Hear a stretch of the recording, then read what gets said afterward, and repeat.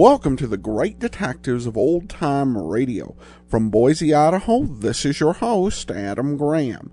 If you have a comment, email it to me, box13@greatdetectives.net. Follow us on Twitter at Radio Detectives and become one of our friends on Facebook. Facebook.com/Radio Detectives. Before we do get started, I do want to encourage you to pick up your copy of Speed Trap. It's my latest superhero comedy novel, following the story that began in Fly Another Day and was most recently continued in Ultimate Midlife Crisis. You can pick the book up as a Kindle book, and it will be coming to paperback next month through Amazon.com. You can look at all my books at store.greatdetectives.net.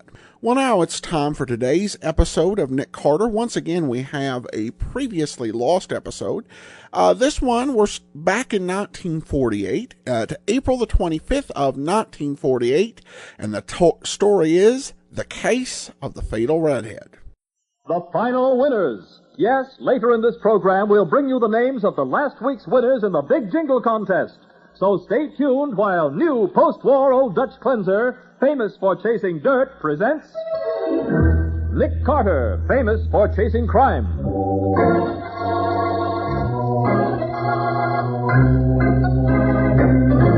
Every week at this time, two great names are joined as new post-war Old Dutch cleanser brings you one of the most resourceful and daring characters in all detective fiction, Nick Carter, Master Detective.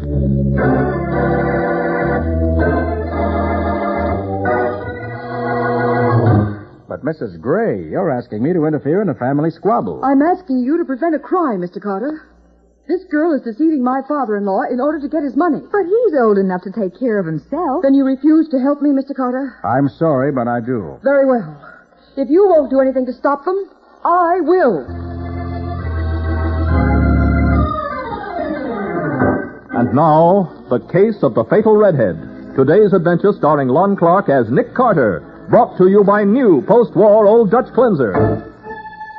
Dolores Dawn, billed as the most beautiful redhead in show business, has just returned to her apartment after a talk with Mrs. Howard Gray, Jr., daughter of an elderly millionaire, and she's reporting their conversation to one of her friends. You know what she did, Larry? What? She offered me $50,000 if I'd please not marry her dear father-in-law. Well, you took it, didn't you? Are you kidding? I laughed in her face. Oh, but you're not going to marry him, Dolores. You can't. Who can't? Oh, the old fool's just waiting for me to set the day. But you love me. You know you do. Look, Larry, like I said, you and me are finished. Through, washed up. Now, will you get that through your head once and for all? Oh, honey, please, you don't mean that. You think I'd pass up $10 million for a two-bit trumpet player like you?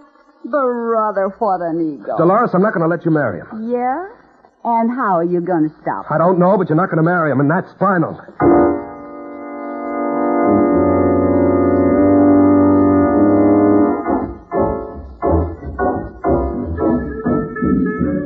Mr. Carter, this is an emergency.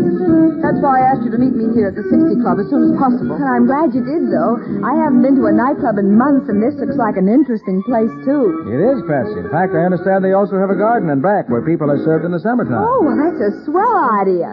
Well, Mrs. Gray, what's the emergency? It's my father-in-law, Howard Gray.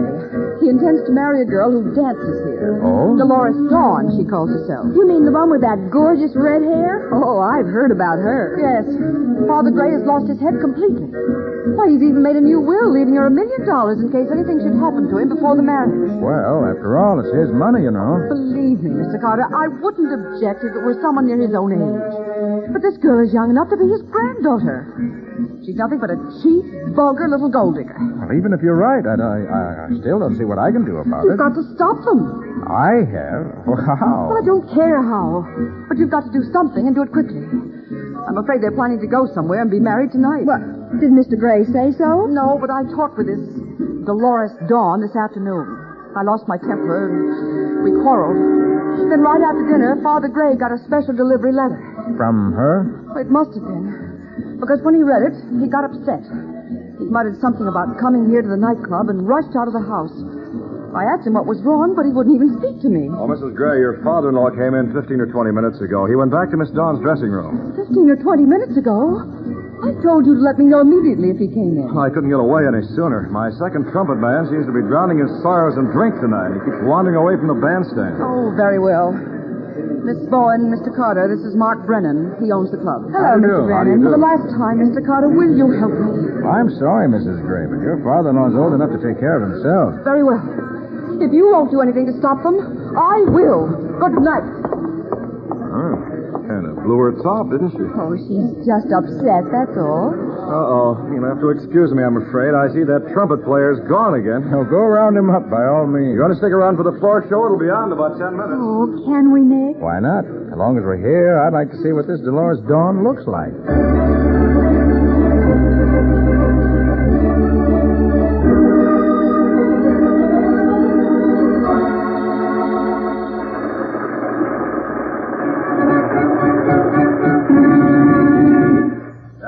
Ladies and gentlemen, your attention, please.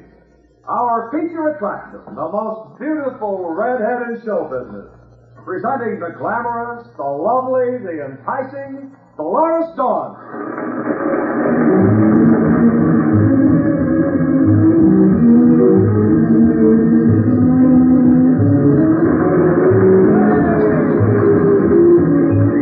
Oh, gee, she is beautiful, Nick. Yeah.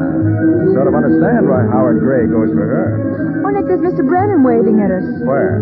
See, over by the bandstand in the performer's entrance. Oh, yeah. Against those plush drapes, it's darn near impossible to see him in this light. Uh-huh. Funny, be waving at us. Yes. You'd think he'd be busy. Nick, weren't those shots? They were, Patsy. It sounded as though they came from backstage. I think we better have a look.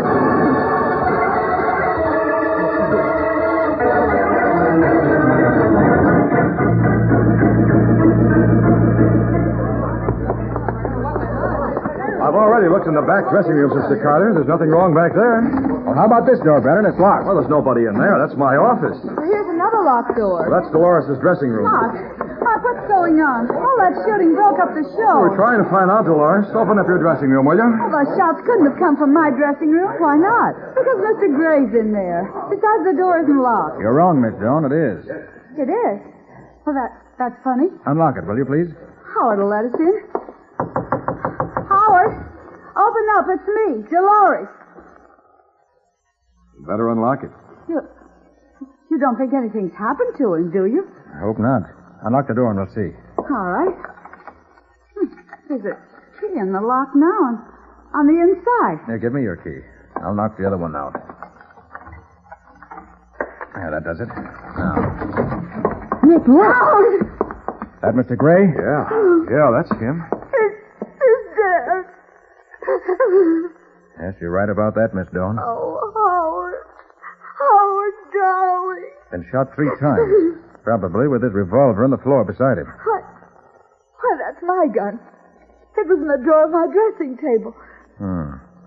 Evidently, the murderer was smart enough not to leave any fingerprints. This gun looks as though it's been wiped clean. Mr. Carter, shouldn't I call the police? Oh, yes, Brennan. Gun homicide. Ask for Sergeant Matheson. Tell him I'm here. Right. I'll call next door from my office.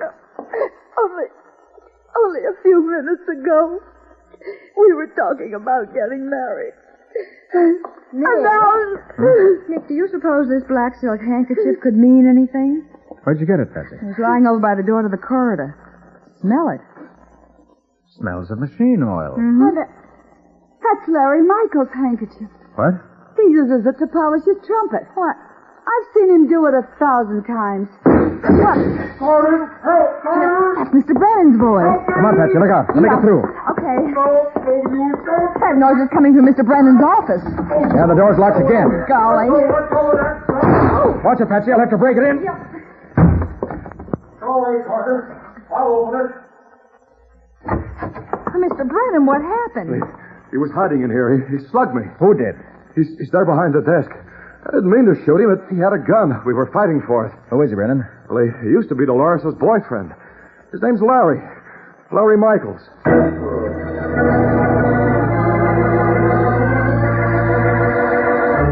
Within the space of a few minutes, 2 men have died violently backstage at Mark Brennan's 60 Club. And both of them were in love with beautiful red-haired Dolores Dawn. We'll see what happens in just a moment.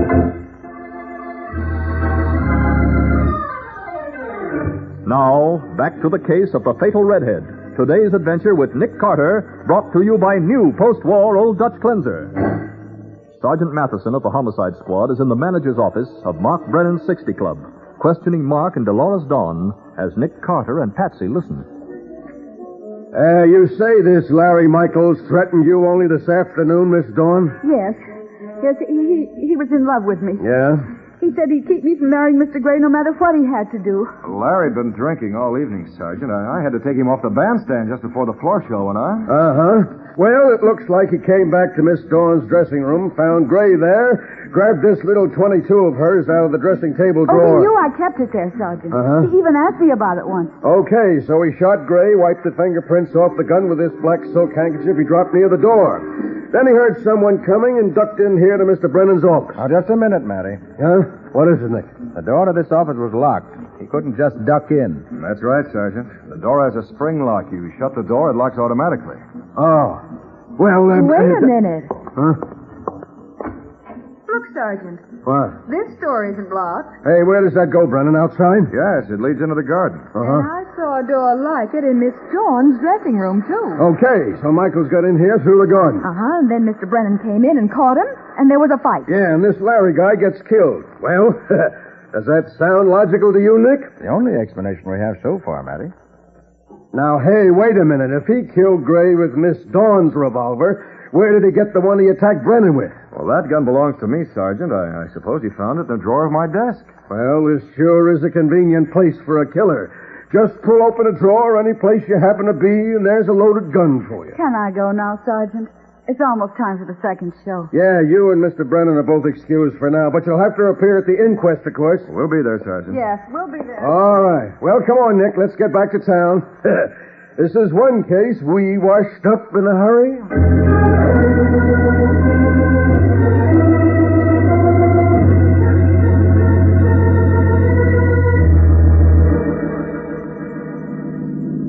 Headquarters, Officer Brian speaking. Hello, Brian. This is Sergeant Matheson. I'm on my way down to the morgue in Nick Carter's car. Yes, Sergeant. Now, I want you to have a lab man meet me at the morgue with equipment for a paraffin test. Okay, anything else? No, that's all, but tell him to hurry. Right. Well, the lab man will be waiting for us, Nick, but I'll be doggone if I know why you want him. Because I think that Larry Michaels didn't kill Howard Gray, and I want a chance to prove it. Yeah, but what makes you think he didn't, Nick? Well, that handkerchief you found, Patsy. Huh?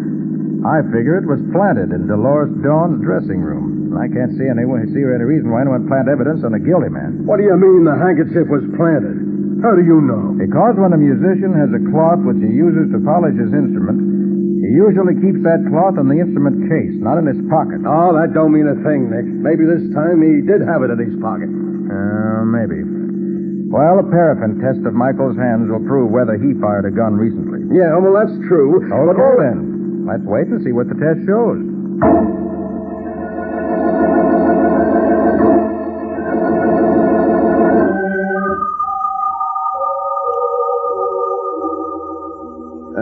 Nick, you're right. We tested both of Michael's hands, and it's a cinch he didn't fire any gun tonight. Then he couldn't have shot Gray. Right. But if he didn't, why did he hide out in Brennan's office? Yes. And why did he attack Brennan when he was caught there? Hey. Huh? I've got an idea. Oh, what is it? This Larry Michaels was jealous of Dolores, wasn't he? So she said. Well, maybe he thought Brennan was making a play for her, see? So he... No. Huh? No, I doubt that, Matty. I talked to the other performers, and they all said that Brennan never showed the slightest interest in Dolores. Oh, you did, huh? Well, I guess that eliminates any motive Brennan might have had for killing Gray, too. Oh, he couldn't have killed Gray anyway. He was in the performer's entrance when the shot was fired. Nick and I both saw him. But Dolores was doing her act when you heard the shots, wasn't she? Yeah, that's right, Matty. Oh, okay. So Dolores didn't kill him, Brennan didn't kill him, and Michaels didn't. But somebody did, and I want to know who it was. Nick, what about Mrs. Gray? Who's she, the old man's wife? No, his daughter-in-law. And she told Nick that if he wouldn't do anything to keep Mr. Gray from marrying Dolores, she would. Hey, wait a minute. Where did all this happen? At the club. Mrs. Gray left us about 10 minutes before the floor show went on. And was she mad? Patsy, I'll bet she did it. Well, it won't do any harm to find out whether she did or not. You're darn tootin' it won't. And the garden door opens in as well as out. Right. We better take the paraffin test equipment with us, Matty. Oh, now, don't tell me you think she's innocent, too, Nick. Well, I just mean that if we're going to call on Mrs. Howard Gray, Jr., we ought to give her the same test we gave Larry Michaels. That's only fair.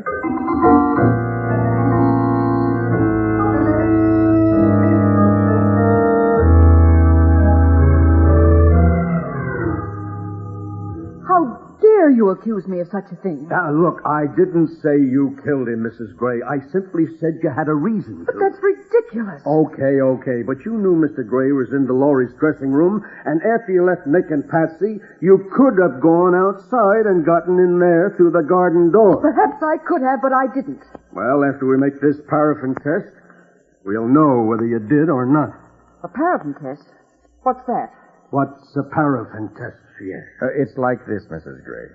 After a person's fired a revolver, there are always a few invisible powder specks left between the thumb and the forefinger. Yeah, so we coat that patch of skin with melted paraffin, let it harden, and when we peel it off, the powder comes with it. Then, by spraying the paraffin with a nitrate solution, the powder shows up as little blue specks. Yeah. Okay, Mrs. Gray. Hold out your hand, Now, please. just a minute, officer. Am I under arrest?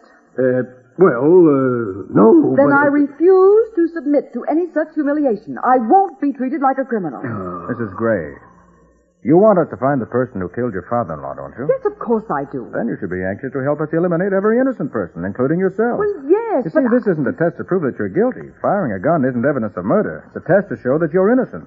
I'm sure that you can't object to that. Well, no. Thanks, Mrs. Gray. All right, Matty, go ahead.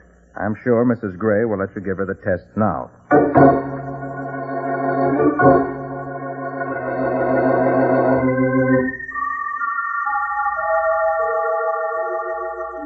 Well, Nick, the paraffin doesn't show a thing. Of course it doesn't. Well, that lets Mrs. Gray out. Yeah, I guess... Hey, maybe you were wearing gloves. But I wasn't. I left the house in such a hurry I didn't even take any gloves with me. And she wasn't wearing gloves when she was with us, Sergeant. It was that girl, I tell you.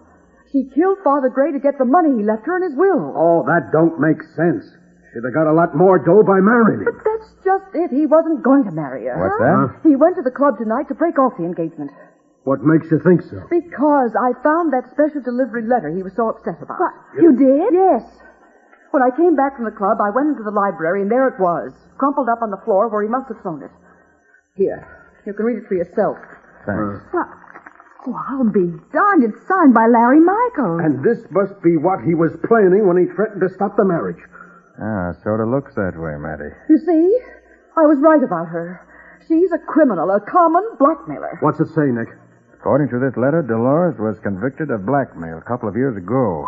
Got off with a suspended sentence. Father Gray would never have married a woman like that. He must have broken the engagement after he read this. Yes, but Dolores couldn't have killed Mr. Gray. She was doing her dance when he was shot. Are you sure of that? What do you mean, Nick? I mean, I'm beginning to see what happened, Matty. Huh? And if I'm right, I'll call you at headquarters in about an hour. Okay, Patsy? Where are we going? Back to the Club 60. The last floor show must be just about over, and I have a hunch it'll be the last one for a long, long time.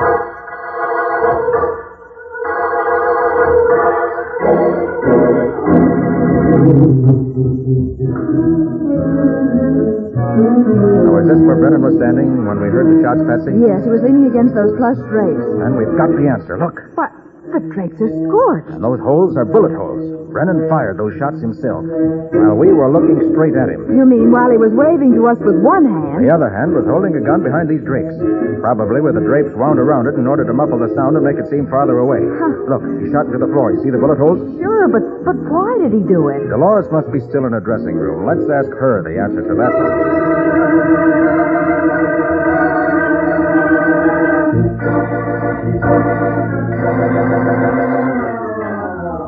It's a lie. I was out there on the dance floor when Howard was killed, and you know it. You heard the shots. Everybody did. The shots we heard were fired by Mark Brennan, Dolores. You're crazy. Why would Mark be shooting off a gun during my dance? For a very good reason. To cover up the fact that Howard Gray was dead when the floor show started. Oh, and to make it look as though both you and Brennan were in full sight of a lot of people when the murder was committed. It was Larry Michaels who killed Howard. No, it wasn't. You killed Mr. Gray yourself. Then you and Brennan framed Michaels, and Brennan murdered him. That fight in Brennan's office was a fake. You can't prove that. Oh, yes, I can. Brennan said that he took his gun away from Michaels, that Michaels got it out of the desk drawer. But I'm going to prove that Brennan had that gun in his pocket all the time. How? By digging out those bullets he fired into the floor during your act. I have an idea a ballistics test will show they came from the same gun that killed Larry Michaels. Well, I don't know anything about that. But you haven't got anything on me. We'll see what a jury thinks about that when they learn that Howard Gray had reason to break off your engagement and cut you out of $1 million inheritance. No, Carter, I don't think any jury's going to hear about that. Brennan. Sure, I've been outside the door all the time listening. Mark, you got to do something. Don't worry, baby. I'm going to do plenty. Just keep your hands in plain sight, Carter. I'd hate to do any more shooting around here tonight. I'd give the club a bad name. All right, Brennan, what's on your mind? Well, it's a nice night. Suppose we all take a little ride. All four of us.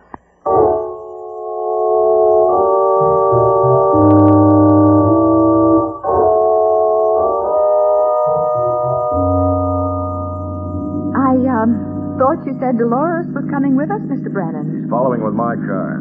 I thought it'd be cozier if I rode along with you folks. Join right at the next crossroad, Carter. You're the boss, Brennan. This gun in my hand's the boss. The next crossroad, that's State Highway 84, isn't it? Yeah. There's a little summer resort out that way I want you to see. Summer resort? Sure. With a nice, deep lake. Camp Carefree, they call it. It's nice and lonely. This ought to be a swell night for a swim. Swim? Oh, didn't I tell you? You two are going to set a new record for staying underwater.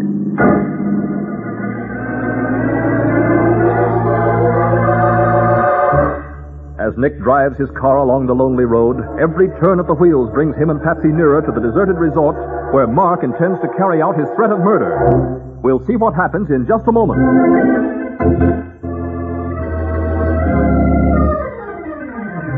Now for the conclusion of the case of the fatal Redhead. Today's adventure with Nick Carter, brought to you by new post-war Old Dutch Cleanser. At the point of a gun, Mark Brennan has forced Nick to drive to a deserted summer resort, while Dolores Dawn follows in Mark's car. Well, here we are, Brennan. I guess this is Camp Carefree. Oh, it's so deserted out here. Yeah, isn't it? I couldn't have picked a better spot for a murder myself. That must be Dolores. You want us to get out, too? No, I'm going to leave you here in the car and run it off the end of the pier. Oh, no, That lake's 40 feet deep here, sweetheart. Everything all right, Mark? Everything's fine. Hey, look, Brennan. What's on your mind, Carter? I was just thinking. It wasn't hard to figure out that Dolores shot Howard Gray. Oh, it wasn't, eh? No, it wasn't. He was going to break off your engagement and cut you out of his will. But I still can't dope out how you got into this, Brennan. It was simple. I was in my office and I heard shots in Dolores' dressing room. So I walked in there just in time to see the little lady with a gun in her hand. And you covered for it? Why not? I didn't want to see her lose that $1 million he was going to inherit. Sure, you covered for me. For 50%. Oh, so that's it. And what did you do after that, Brennan? We locked the door leading into the corridor and then went back into the club by way of the garden. And framed Larry Michaels by planting his handkerchief in Dolores' dressing room. That's right. We had to have a fall guy, didn't we? All I had to do was yank Larry off the bandstand, knock him on the head, and leave him in my office. And then when you went in to phone the police, you pretended he attacked you and you killed him.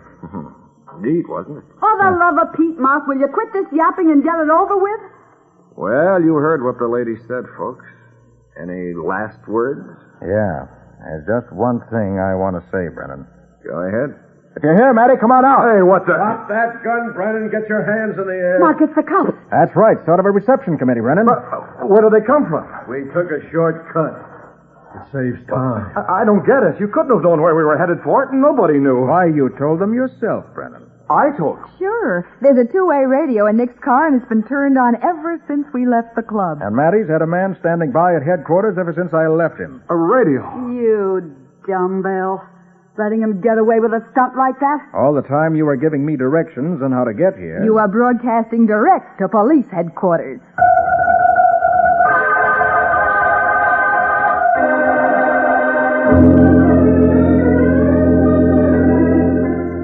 Nick, what made you think of of looking for bullet holes in those plush drapes at the club?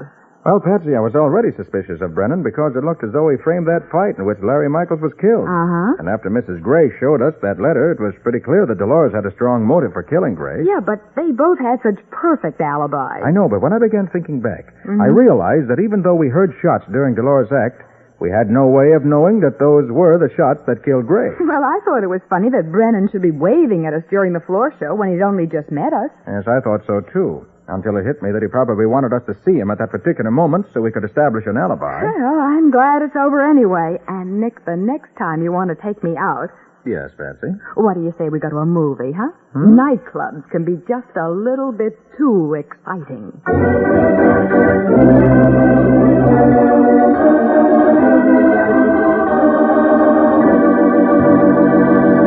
And now, the winners of the 1948 Super Deluxe Ford V8 four-door sedans in the final new post-war Old Dutch Cleanser Jingle Contest, which closed March 27th. Well, Mike, this is the day a lot of people have been waiting for. It sure is, Nick. And you know, I wish I could give a Ford to everybody who entered. Oh, come, Nick. They don't make that many Fords. So what do you say you present those won in the last week's contest? Okay, and without any further ado, here they are. Brand new 1948 Fords go to the following people. Mrs. C.P. Burnham, 1816 Albert Street, Jacksonville 6, Florida.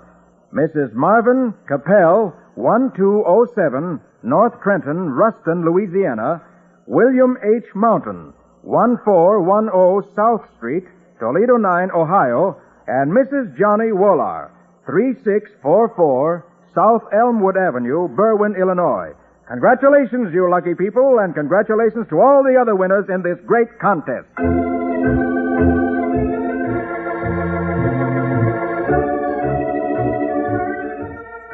Nick Carter, Master Detective, presented each week at this time by the Cudahy Packing Company, is produced and directed by Jock McGregor and is copyrighted by Street and Smith Publications, Incorporated. Charlotte Manson is featured as Patsy. Ed Latimer plays Matty.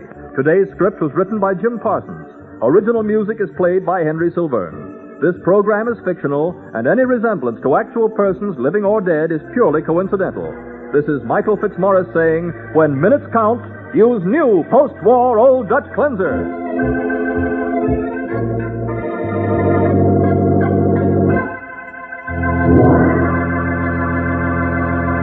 This is the Mutual Broadcasting System. This is Andrea J. Graham, author of the Web Surfer series, Oh, and a Madam's Wife. You're listening to the Great Detectives of Old Time Radio.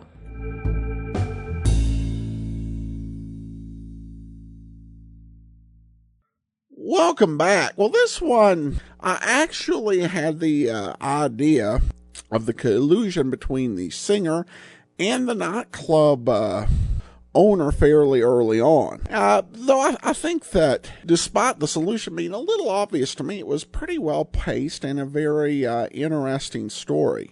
I also found this escape somewhat plausible, particularly with Nick having the two-way radio in his car. Though probably not a very bright villain to not notice the transmission going on. At any rate, that will do it for today. Next week, we return to our regular order and an episode that had been missing and out of circulation when we first began doing Nick, but has been recently discovered.